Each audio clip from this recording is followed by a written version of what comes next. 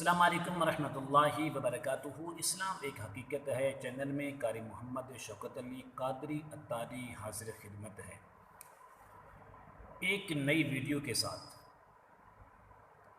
घर से जिन्नात को कैसे भगाएं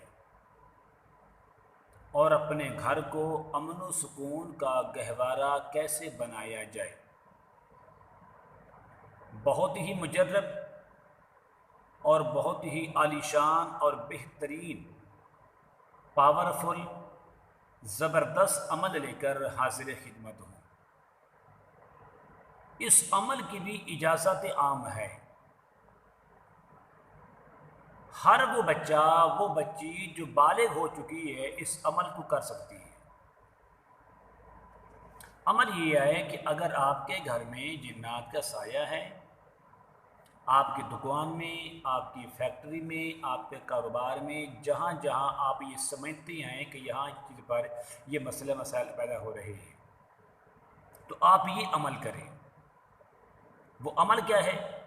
अमल ये है कि आप इशा की नमाज अदा करने के बाद घर के सहन में खड़े होकर ऐसी जगह पर खड़े होकर अजान पढ़ें जहां आपके सर पर किसी चीज़ का साया न हो सिवा आसमान के साए के।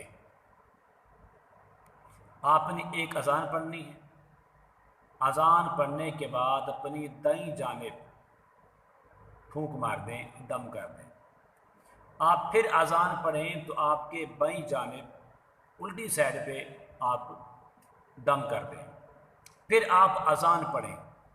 अजान मुकम्मल करने के बाद अपने सामने यानी कि बैतुल्लाह शरीफ की तरफ आपका मुंह होगा, आप उनकी तरफ मुंह करके अजान के बाद फूंक मार दें। फिर आप अजान पढ़ें। अजान पढ़ने के बाद अपने पीछे की तरफ मशरिक़ की तरफ आप उसको दम कर दें। आप फिर अजान पढ़ें। अजान पढ़ने के बाद आपके नीचे जो पाँव हैं, पाँव की जानिब आप दम कर दें। फिर अजान पढ़ें। अजान पढ़ने के बाद फिर आखिर में आसमान की तरफ मुंह करके अजान के बाद दम कर दें। अगर आप ये अमल सिर्फ 3 दिन लगातार कर लें, मैं आपसे बड़ा दावा नहीं करता कि आप ये हो जाएगा वो हो जाएगा, लेकिन अमल इतना पुरतासीर है, इतना पुरतासीर है, पावरफुल और ज़बरदस्त अमल है। और जिस को ये अमल बताया गया है उसने हमेशा दुआ दी है, कोई शिकवा शिकायत नहीं हुई। अगर इस तरीके से आप आज़ान पढ़ें फिर दम करते जाएं, आज़ान पढ़ें फिर दम करते जाएं, बफज़ल खुदा इंशाअल्लाह आपके घर में कभी जिन्नात का साया नहीं होगा। फैक्ट्री के अंदर इस तरह कर लें, दफ्तर के अंदर इस तरह कर लें, दुकान पर आप बैठे हैं, आपको मसले मसाइल पैदा हो रहे हैं, तो ये अमल करें, तो इंशाअल्लाह इसके कमालात देखें।